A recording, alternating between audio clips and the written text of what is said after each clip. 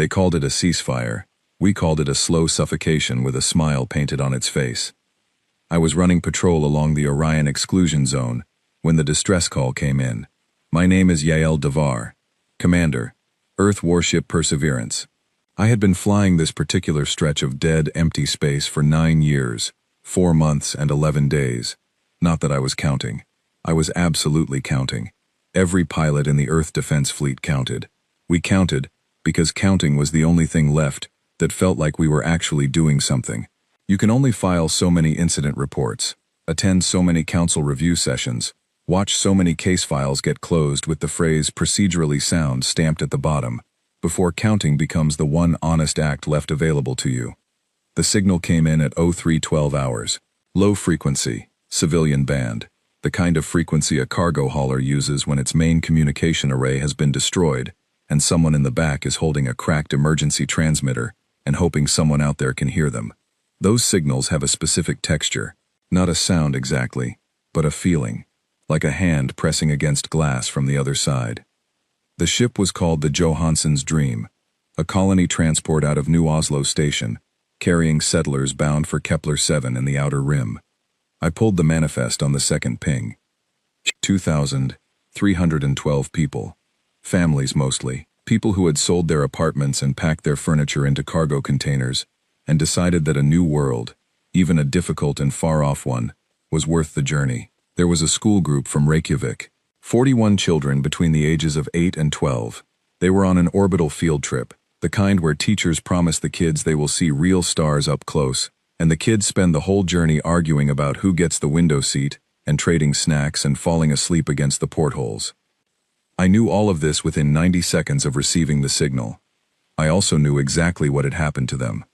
The Keth patrol vessels had flagged the Johansson's Dream for unauthorized transit. The ship had drifted, or perhaps been pushed by a debris field, or perhaps the navigational computer had made an error of roughly the width of a breath into what the Galactic Council called contested space. The Keth did not ask questions when they found ships in contested space. They had a policy. The policy had a name in their language that translated, roughly, into English as deterrent enforcement. The rest of the galaxy called it something else, but nobody said that out loud, not in the council chambers anyway. In the council chambers, people used the passive voice the way a surgeon uses a scalpel, to cut and to separate, so that the thing that happened could be discussed without anyone being required to say who did it, and why, and what it meant. I fired up the Perseverance's engines and set an intercept course. Then the notification came through on my terminal. A little icon, green, blinking. Transit permit required. Please submit Form 7 Delta Niner through the Council Coordination Portal. Expected processing time, 14 to 18 standard hours. I sat there looking at that notification for a long time. 14 hours. The Johansson's Dream was already going quiet.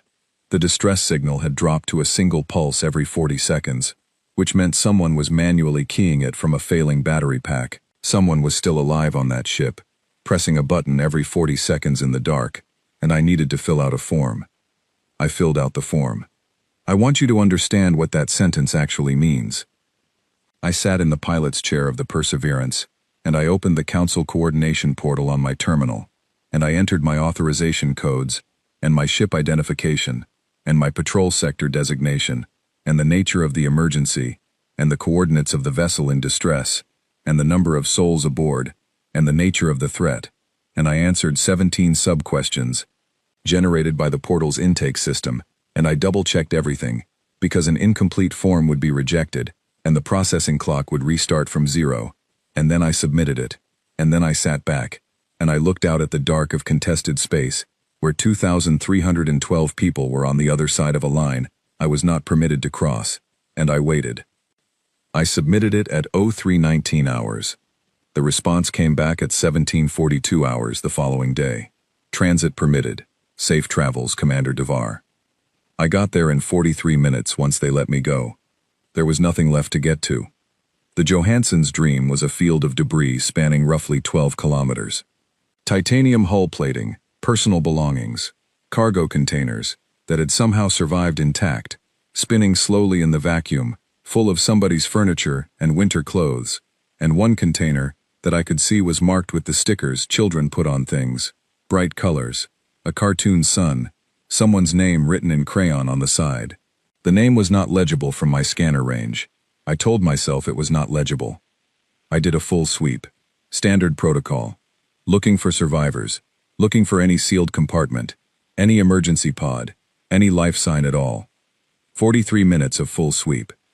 I found 17 pieces of the ship's identification plaque. I wrote the report.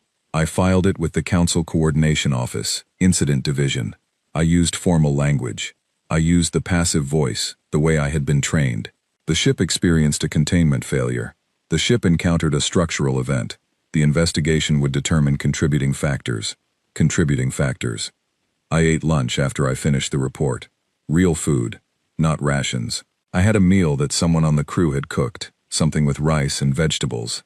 And it was warm, and I ate it. And I thought about how strange it was that I was able to eat at all, that my hands were steady, that I could taste the food. That was the part that kept me awake later. Not the debris field, not the 41 children from Reykjavik. Those things lived somewhere in my chest, in a place I had learned to keep locked. Not because I did not care, but because if I opened that place every time it needed opening, I would not have been able to fly the next patrol. 9 years of patrols had taught me the exact dimensions of that locked place. What kept me awake was the lunch, the fact that I ate it, the fact that it had become that ordinary. The council closed the case 6 days later. Procedurally sound, they said. The Keth filed a counter-complaint, noting that the Johansson's dream had crossed into contested space by a margin of 0.003 light seconds. The council cited Article 14 of the Peacekeeping Accord, which gave patrol vessels authority to act on unauthorized incursion with proportionate force. The council noted with regret the loss of civilian life. The council expressed confidence that all parties would exercise greater care going forward. I read the case closure on a Tuesday. I ate dinner after.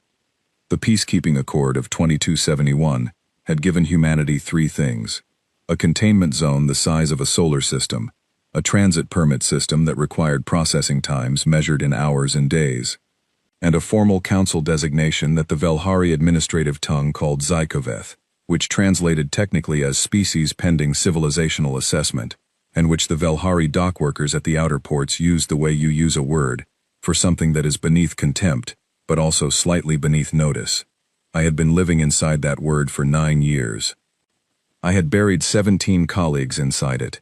Colleagues who passed away on patrols that got complicated in ways that contested space allows things to get complicated, and whose incident reports went into the same system that took 14 hours to process a transit permit, while someone keyed a dying distress signal every 40 seconds in the dark. Somewhere between the rice and the darkness outside my viewport, I understood something I had been almost understanding for a very long time. Earth was not going to negotiate its way out of this. We had been negotiating since the accord was signed. We had filed forms and submitted permits and attended council hearings and spoken respectfully in chambers, where representatives of 216 species looked at us the way you look at something that has not yet been fully decided. Our diplomats had done everything right. Patient, precise, endlessly, painfully civilized. The kind of civilized that requires enormous strength to maintain when the people you are being civilized toward are filing counter-complaints over 0.003 light seconds. I went back to my bunk. I lay down. I stared at the ceiling of the Perseverance, which had a small crack running across the lower left corner, that maintenance had patched twice, and that kept reappearing, as if the ship itself was expressing an opinion about the futility of cosmetic fixes. Then I got up, went to my terminal, wrote a message to Admiral Priya Osei at Geneva Orbital Command. No formal language. No passive voice. I wrote, "They will never stop unless we make them stop." I sent it at 0200 hours. She replied at 0204 hours. She wrote, "I know. Be ready." 4 words. I had known Priya Osei for 11 years, and I knew exactly what 4 words from her at 0204 hours meant. It meant she had already been thinking about this before my message arrived. It meant the calculation was done. It meant that something that had been building for a very long time, in places I had not been permitted to see, was about to become something that could not be unbuilt. I went back to my bunk. This time I slept. The Geneva orbital session had 47 species sending observers. They sat in the upper gallery in their delegation groups, and they were very, very still. The way beings get still when they expect to watch something fail, and want a clear view of the failure. I had been to this chamber 4 times before. Always on the petitioner's side of the floor. Always standing at the lectern explaining, in careful and respectful language, why something that had happened to us was unjust, and watching careful and respectful acknowledgement travel around the room without ever catching fire. This time, I had a seat at the main table. Priya Osei sat at the center, 63 years old, silver hair cut short and practical. She wore reading glasses that she pushed up on her forehead when she was working through a problem, and put down on her nose when she had finished working through it, and had already decided. She had been the chief architect of the original peacekeeping accord. 3 years of negotiation. She had called it, at the signing ceremony, a framework for mutual respect among equals. She had believed that when she said it. I had read the transcripts. The belief was genuine and precise, and based on what she understood the galaxy to be at the time. That was the thing about Priya that people who did not know her sometimes failed to understand. They thought the accord and the resolution were contradictions, that the woman who built the peace and the woman who ended it must be 2 different people, or that one of them had made a mistake. They were not 2 different people. She had watched the accord operate exactly as designed for 18 years, and concluded from the evidence that what it was designed to do was the problem. She had her glasses down on her nose when I walked in. The proposal before the floor was called Resolution 7. The full title was the Terran Withdrawal Declaration and Framework for Sovereign Renegotiation. Our legal team had worked on the language for 3 months. Every word had been chosen with care. Withdrawal. Not breach. Not challenge. Not declaration of conflict. Withdrawal. The language of a species that was leaving a table voluntarily, and stating the terms under which it would return. The Keth ambassador, a 7-limbed delegate named Revash, who had been the senior Keth diplomatic representative to the council for 11 years, had submitted a formal communiqué before the session opened. A council clerk read it into the record in a flat administrative voice. The communiqué said, "We note with amusement the theatrical posturing of the Omega restricted delegation. Humanity's withdrawal from the accord will be treated as what it legally constitutes, an act of feral species breach. Response will be proportionate, swift, and educationally necessary." The clerk finished reading. The chamber absorbed the words. 4,000 beings making a simultaneous calculation about whether to react and choosing, for the moment, not to. Several observer delegations shifted. The Suri observer went very still in a way that was not quiet at all. In the gallery, Revash made a sound, a clicking, trilling thing that his species produced when something struck them as amusing and beneath serious concern. Priya Osei looked down at the table in front of her. She picked up her glasses, considered them, and set them down again without putting them on. Then she looked up at the gallery and at the main floor. She said, "The vote is called." 11 minutes. Every human delegate voted. Not one abstention, not one delay. No one who needed more time to reflect, or who thought perhaps the moment called for caution. Resolution 7 passed unanimously. I wrote it down. Paper notebook, ink, because I liked the permanence of it, and because I had learned over 9 years that the things worth remembering deserved more than a log entry. I wrote the time, the vote count, the exact sound Revash made in the gallery when the result was announced. Anger was a sweet and familiar thing by then. Not hot, not the kind that shakes your hands and makes you imprecise. The cold, load-bearing kind, the kind you can build on. I had been carrying it for 9 years, and I knew its weight and its shape, and how to hold it without letting it hold me. Outside the chamber windows, Earth turned below us, blue and white, lit by the same sun it had always had, entirely indifferent to the vote that had just happened above it. I had grown up in Tel Aviv looking up at that sky, thinking about what was out there. I had found out. Priya Osei stopped beside me on her way out, already reading something on her tablet, already on to the next thing. She said, 9 months, Commander, not a day more. She was gone before I could answer. I did not need to answer. I already knew what was being built. I had been watching it get built for 4 years, piece by piece, in facilities that did not appear on any official council inventory. I knew what 9 months meant. I knew what we were going to do with it, and what we were going to do it with, and what we were asking of 61 ships and the people inside them. The gallery emptied around me. Rivash passed close enough on his way out that I could smell the metallic edge of his biosignature. He did not look at me. Not yet worth looking at. I closed my notebook, straightened my uniform, walked out through the main floor entrance into the transit corridor, and then to the shuttle bay and sat in the back of the shuttle with the notebook on my knee, and I looked out at Earth turning below, and I thought about the crack in the Perseverance's ceiling, and Lena Marsh's coolant coupling problem, and a cargo container with a cartoon sun sticker spinning alone in a 12-kilometer debris field. 9 months. That was enough. People always want the number first. How many ships did Earth build? How many warships did we commission in those 9 months? They want a large number because a large number makes the outcome feel mathematically obvious. A story where the bigger side eventually became bigger than the other side and then won. They want the arithmetic to explain it. We had 61 warships when we started the 9 months, and 61 when we crossed the line. The Velhari Rapid Response Armada had 340.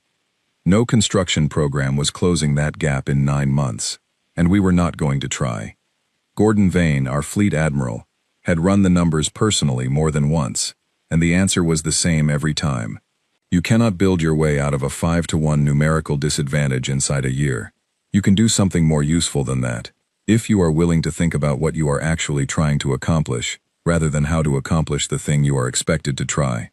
We did not try to close the gap. We changed what the gap meant. Every cargo hauler in the outer colonies that could be physically modified was modified.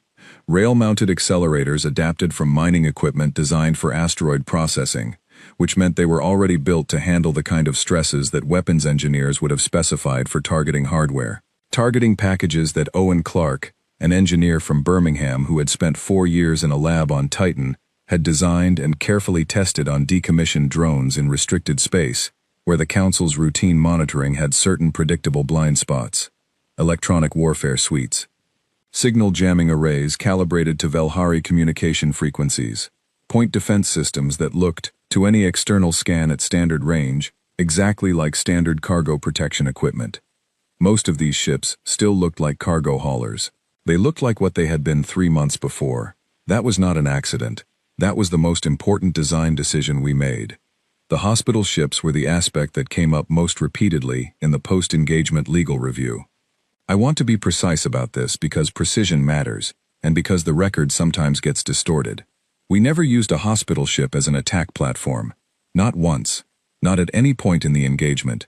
They were used as decoys, as signal emitters, as positional cover for the movement of other assets. The distinction between those two things is a real distinction, not a rhetorical one. And it mattered to us before the engagement, not as a legal defense we were pre-positioning, but as a line about what we were willing to become in order to win. We had thought about that question seriously and in advance. There were things we would do and things we would not, and the line was explicit, and the people on our side of it had agreed to it before we started. 3 species said yes when we asked. All 3 had been living under some form of council-sanctioned economic restriction for between 15 and 30 years. The Suri, the Dreth Collective, the MAC. In all official records throughout those 9 months, they were listed as neutral parties conducting independent fleet exercises in adjacent space. The record was accurate in every particular. The adjacency was chosen with considerable care by people who understood the geometry of certain council monitoring limitations. They said yes within 48 hours of the first approach. The Suri observer at the Geneva session, the one who went still in that particular way when Rivash made his clicking sound, had transmitted preliminary agreement through a back channel before our shuttle finished its descent from orbital. My crew chief was Lena Marsh, Glasgow. 14 years of mechanical engineering across 3 hull classes. The specific and unusual talent for making components that were never designed to interact, performed together with an elegance that would have baffled and probably annoyed the engineers who designed them separately. She slept 5 hours. She brewed coffee from a kit she kept in a tin, with a Highland Terrier on the lid, and she shared it with no one. The crew understood this without needing to be told, and respected it as a condition of their continuing to work alongside someone who could fix anything. Lena walked the line of retrofitted cargo ships in Lunar Station 7's Bay 4, and looked at them for a long time before saying anything. She said, They are going to think these are supply ships right until the moment they find out otherwise. I said, that is the idea. She said, beautiful. Absolutely beautiful. Then she went back underneath the nearest hull. Those 9 months were not dramatic from the inside. There was no single transformation. No ceremony marking the end of one thing and the start of another. There was the work. Lena under a cargo hauler at 200 hours, with a power coupling and a cutting tool, swearing quietly in a way that implied deep technical understanding. Owen Clark surrounded by disassembled Velhari sensor components in his Titan lab, eating protein bars because he kept forgetting to order real food, teaching himself to read the architecture of something that had not been designed to be readable by anyone outside its own species. Gordon Vane in the war room at Mars Station, running the tactical model for the 400th time, looking for the specific window that the math said existed somewhere inside a problem that looked, from most angles, like it had no good answer. The coffee was universally terrible. I want that on record. I was at Lunar Station 7 more often than I was on the Perseverance. The station galley served something it described as coffee, that had the color correct and approximately nothing else, and I drank it at 200 hours more times than I can reconstruct, sitting across from engineers and tacticians and pilots, who were all running the same calculation and arriving at the same place, which was, this is going to require us to be very precise. This might actually work, if we are precise enough. The other side is not going to understand what they are looking at, until it is too late for understanding to help them. Here is what the Galactic Council had genuinely failed to account for when they built their threat assessment models for humanity. They had studied us. We found the assessment files afterward and they were comprehensive.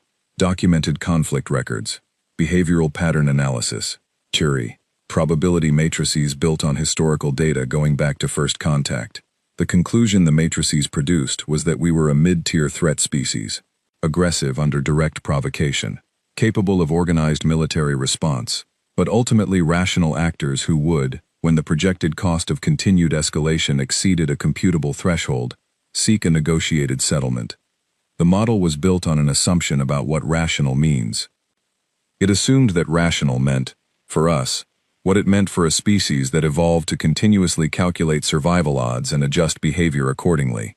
A species that fights until the math says stop, and then stops, because stopping when the math says so is rational. We do not fight that way. There is something in what we are, very old and not especially amenable to analysis, that simply does not receive that signal the way the model assumed it would. Other species get the message. The calculation completes. The retreat is ordered. It is sensible. It is how things that want to survive make decisions. We ran toward the burning building. Not just the exceptional ones among us.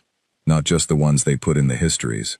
Enough of us, consistently enough, over enough centuries and enough different circumstances, that it stopped being an anomaly and started being a pattern that someone trying to predict our behavior should have weighted much more heavily.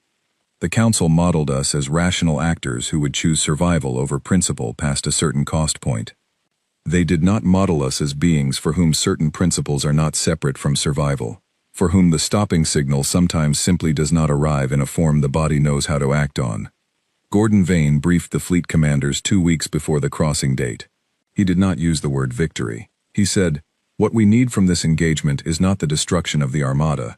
What we need is to make the cost of continuing to fight us feel, to the people making decisions on the other side, like a number they did not budget for, and cannot absorb without consequence. We are not trying to win a war in a single engagement. We are trying to change what the other side believes a war with us costs. Those are different objectives, and they require different thinking." He looked at the people in the room. He said, "We are going to be precise and coordinated, and very difficult to stop, not because we have the largest fleet in this corridor, because we have the clearest and most specific understanding of what we are doing and why."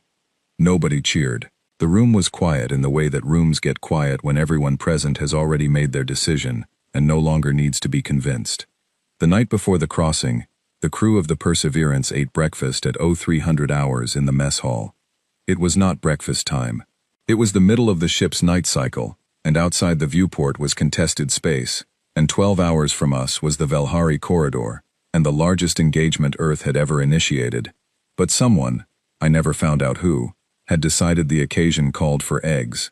Real eggs, from the protein stock. Someone had found a playlist of 20th century music on the archive drive and connected it to the mess hall speakers.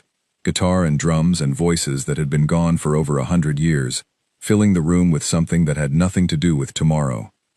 I sat with my crew, Lena with her coffee held in both hands, Owen Clark eating his eggs with the concentrated attention of someone who had survived on protein bars for too long and had not yet stopped noticing that food could taste like something. Others. All of them people I had worked alongside for years, people whose particular skills and particular stubbornness and particular ways of fixing things I knew as well as I knew anything. We did not make speeches. We did not say the things that people in that situation are sometimes shown saying in the stories that get told about moments like this. We ate eggs and argued about whether a particular story about a training incident involving a cargo pod and some confused livestock was accurately remembered, or had improved significantly with each retelling. At 0555 hours, people drifted back to stations. At 0600 hours, the Perseverance crossed the exclusion zone boundary. 60 other ships crossed it at the same moment. Quiet. Coordinated. No announcement. The log noted the crossing. The coffee finished.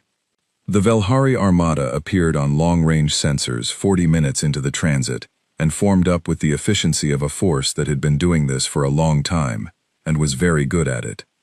340 warships arranging themselves in layered defensive spread. The big carriers at the rear. Interceptor lines fanned forward in a wide crescent. Point defense platforms filling the gaps between, with overlapping fields of fire that left no meaningful blind approach from any standard attack vector. Full formation achieved in 11 minutes from initial alert. We had modeled 12 to 15, and I noted the difference. They were something to look at. Centuries of accumulated tactical development had produced a formation that resembled, from a distance, a cathedral assembling itself in space. Precise. Immense. Built for a specific purpose with the unhurried confidence of something that has worked reliably for a very long time. The formation had one primary function. It was designed to receive and neutralize a conventional missile offensive. Their documented interception rate against standard projectile salvos was 94%. We had cross-referenced that figure against their actual engagement record in 6 documented conflicts. The real number was slightly higher. We did not fire missiles. Gordon Vane gave the order at 0441 hours. The fleet divided on a precise diagonal. Half went forward, directly toward the interceptor crescent, loud on every frequency the Armada was monitoring, exactly as visible and as threatening as 61 warships are expected to look when they are engaging a force 5 times their size and have not yet found a way out. The other half went downward relative to the formation's orientation, into the geometric space beneath the crescent's lowest tier, the specific gap that 6 months of analyzing captured Velhari tactical sensor data had identified as the zone where their overlapping grids produced a shadow large enough to contain what we needed to conceal. At 0443 hours, the Suri fleet, running their independent exercises in adjacent space, activated their electronic warfare arrays. Owen Clark had spent 4 years learning to read Velhari sensor hardware. He had spent the last 3 months of those 4 years learning to generate the specific frequency signatures that Velhari targeting systems were designed to interpret as friendly internal traffic, not silence, which would trigger automatic threat protocols. Signal. The right signal. The kind that told the Armada's targeting architecture that the noise it was receiving originated inside its own formation. The Velhari Armada's right flank opened fire on the Velhari Armada's left flank at 0444 hours. 4 ships first, then 9. The formation's coordinated command architecture, which was the source of its strength, became the mechanism by which the confusion propagated. The correction orders went out on the same frequency as the interference. Corrections generated counter-corrections. Ships that had been executing coordinated fire solutions began querying their targeting systems for clarification that was not going to arrive. The formation began to drift at the edges. Small movements that compounded across 340 hulls into something that was not drift anymore. The Keth Enforcement Squadron broke from the main formation at 0447 hours to engage us on the approach vector. Standard response. Protocol-driven. Exactly what the models predicted, and exactly what the second half of the approach had been designed around. Our 61 ships did not retreat. We reformed. Tighter. The shape had no designation in any Council tactical database, because no species in the Council's recorded history had used it.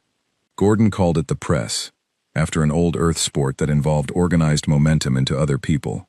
The formation was not built to survive sustained fire from the Keth squadron's full weapons output. It was not designed to outlast their capacity to hit us. It was designed to make the act of hitting us produce costs that accumulated faster than the squadron's command structure had planned for, until the people making decisions on that side began arriving at conclusions their mission brief had not prepared them to reach. The first volley hit at 0451 hours.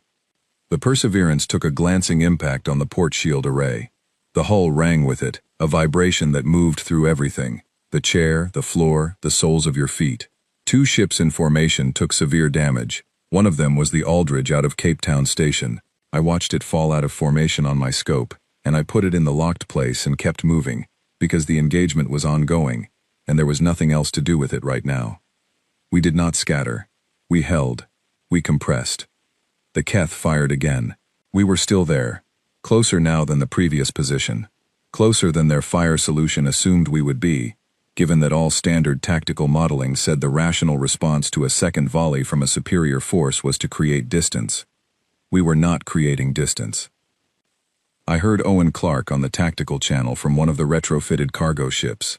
He said, "Their targeting solution keeps calculating for a break right that is not happening." I said, "Because a rational opponent breaks right." He said, "Yeah, I know. It is really something." At minute 19, the Keth squadron pulled back 50 kilometers to re-establish their fire solution and regroup. They expected us to use the gap to disperse. We tightened further. The next 23 minutes in the engagement log are documented with precision. What the log cannot record is the specific quality of watching a calculation fail in real time. Watching a force that was very good at a particular approach discover that the thing they were fighting was not responding to that approach in any of the ways the approach assumed. It does not feel like winning from the inside. It feels like standing on ground that should have given way, and watching the other side gradually, reluctantly, expensively update their understanding of the ground.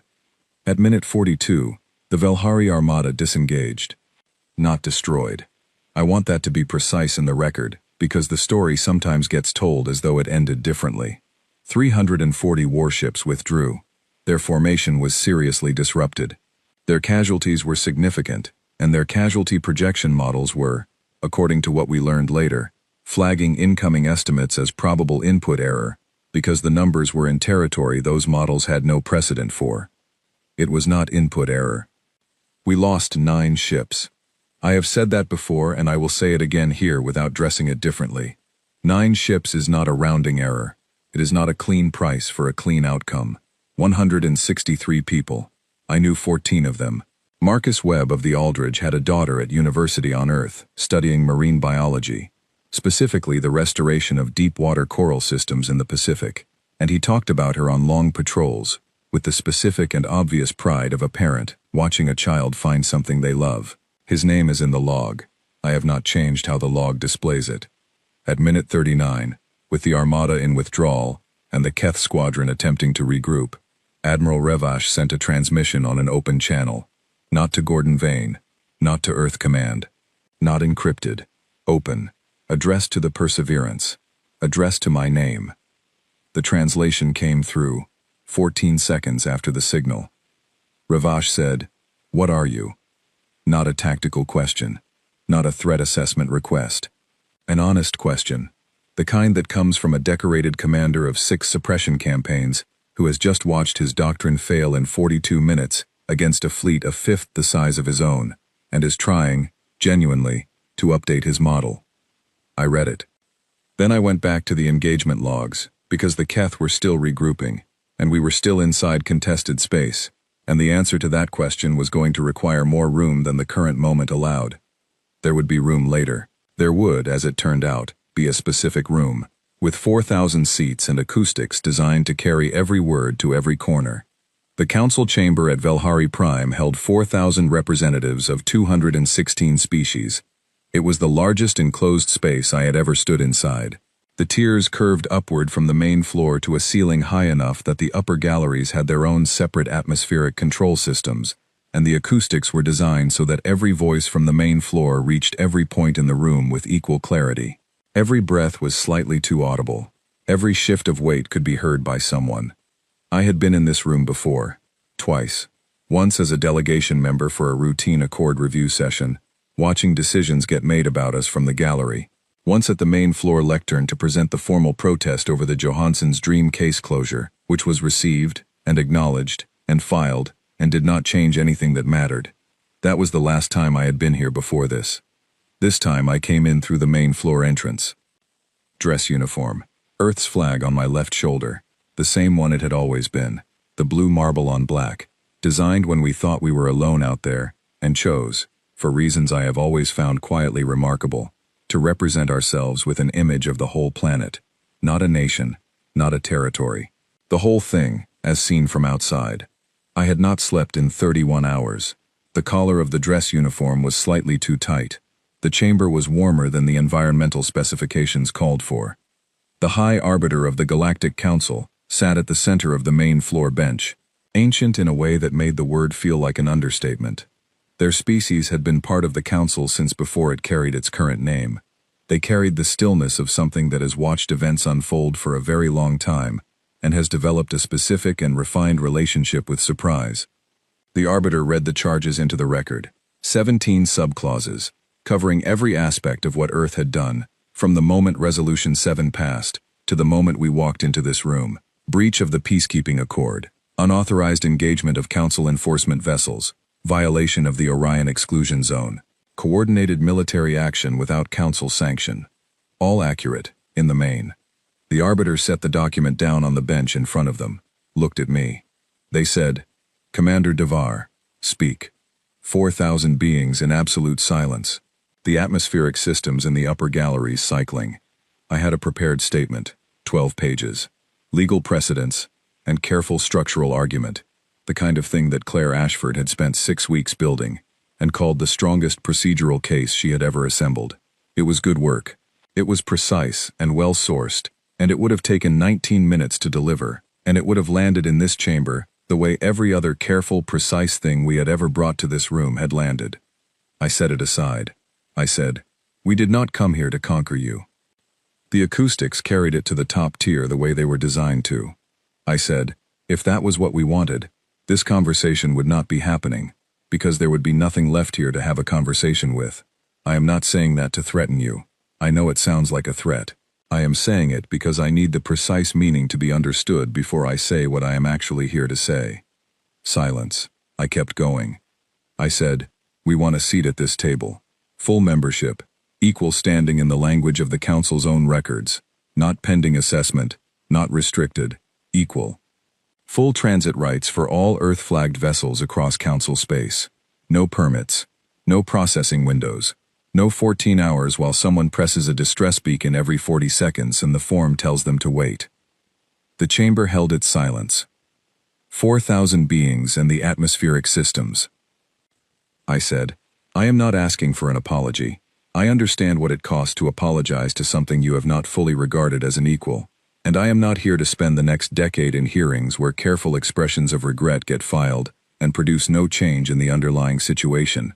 I am asking for a treaty, real language, equal terms on both sides of every clause. A seat at this table that does not come with an asterisk." I looked toward the Keth delegation gallery. I said, "We will go home after this session. We will return to our space and remain there, not because a boundary or an accord requires it, but because we choose to. That distinction is the point. The containment zone could not keep us in it. The accord could not keep us in it. We crossed that line because we chose to, and we are standing in this room because we chose to stand here, and the next choice depends entirely on what this chamber decides to do in the hours ahead." I said, "That is everything I have." I sat down. The chamber stayed silent for long enough that I had time to look at my hands. Steady, the same way they had been steady eating lunch after the case closure. The same steadiness that had once kept me awake because of what it implied about how much of this I had absorbed without it breaking anything visible. It meant something different now.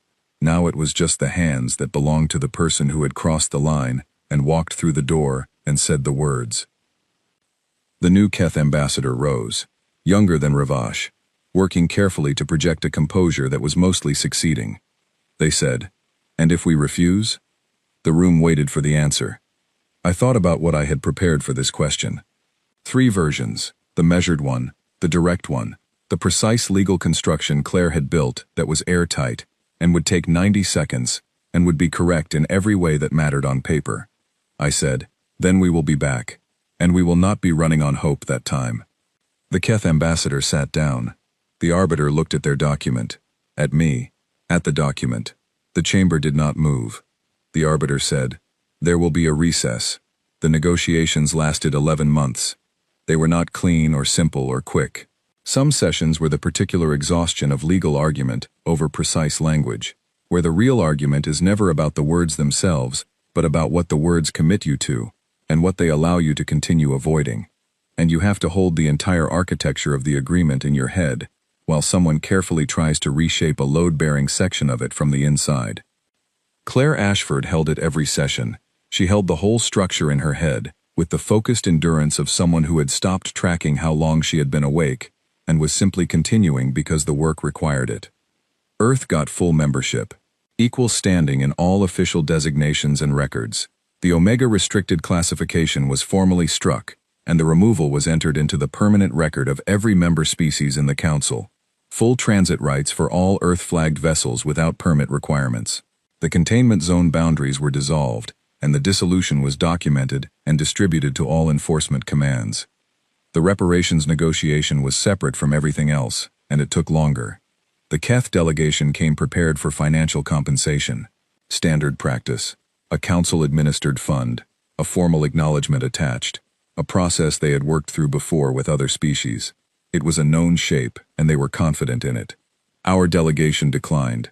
We put forward a counter-proposal, a formal council resolution, to be read aloud in the primary language of every member species at the next full session, containing a complete accounting of the Johansson's dream incident. Cause, timeline, the specific sequence, the processing window, the 14 hours and 17 minutes, the signal pulsing every 40 seconds, and the names, all 2,312 of them. The Keth delegation noted that this was not a standard form of reparation. Claire Ashford said, "We are aware."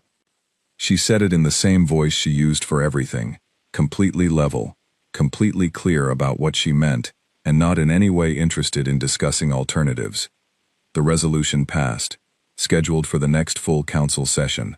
Council language staff would conduct the reading in 216 languages.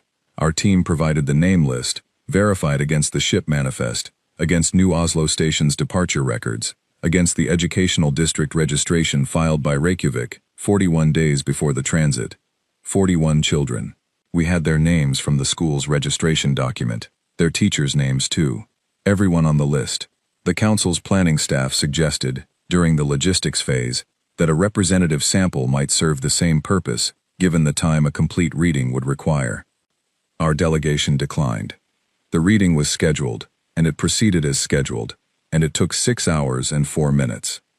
I sat in the observer tier gallery for all of it, not in a formal delegation seat, in one of the open seats, the kind without an identifier, the kind that belongs to no one specifically, and anyone generally.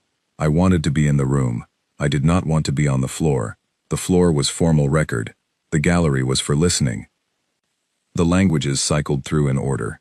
Most of them I did not know. The council language staff read steadily, and without haste, and the names moved through phonologies that reshaped them, recognizable under the reshaping, carrying the same identities through entirely different mouths. Around the 3rd hour, the Suri observer, the same one from the Geneva session, moved from their delegation seat to the observer tier 2 rows below mine. They did not look at me. They sat down and they listened to the names. We did not speak. There was nothing to say that the room was not already saying. When the last name finished in the 216th language, the chamber went quiet. Not the calculating quiet of a room deciding something. A different kind. The kind that comes when something is restored that was taken before it could properly exist. The kind that does not ask you to respond to it, only to sit in it for a moment and acknowledge what it contains. I sat in it. Then I put my notebook in my pocket and left. Lena Marsh was at the transit bay with her tin of coffee and 2 cups. She poured one without asking and handed it to me. Worst coffee I had ever tasted. I drank all of it. She said, "So, how did it go?" I said, "We have a seat at the table." She nodded, poured herself another cup, said, "About time." She went back inside. I stood at the viewport for a moment before following. HFY Prime below, the corridor behind us. Somewhere farther, the old boundary, the line that was now a different kind of line. Somewhere farther still, a debris field 12 kilometers across, a cargo container with a cartoon sun, in a slow drift through empty space. 2,312 names. 6 hours and 4 minutes. I went inside. The Perseverance smelled like engine coolant and old coffee, and something that might have been the memory of the eggs from the morning before we crossed the line. Terminal. Active voice. Clear language. Earth holds equal standing in the Galactic Council. The accord is renegotiated. The exclusion zone is dissolved. We are coming home. Sent at 1847 hours. Then I went to the mess hall, and someone had made rice and vegetables, and it was warm, and I ate it. And outside the viewport the stars were the same stars they had always been, old and indifferent and scattered across the dark in every direction, like questions we were still in the beginning stages of learning to answer. We were strange. We were specific about it. We ran toward the things that the sensible calculation said to run from, and we held the ground past the point where the math said to leave it, and we carved the names into whatever surface would hold them, and we came back to read them out loud, even when it took 6 hours. We named all of them. We always would. That was, in the end, the only thing that really needed to be understood about us. The galaxy had wanted to know what we were. We were the species that counts. Every single one. Especially when it takes a very long time.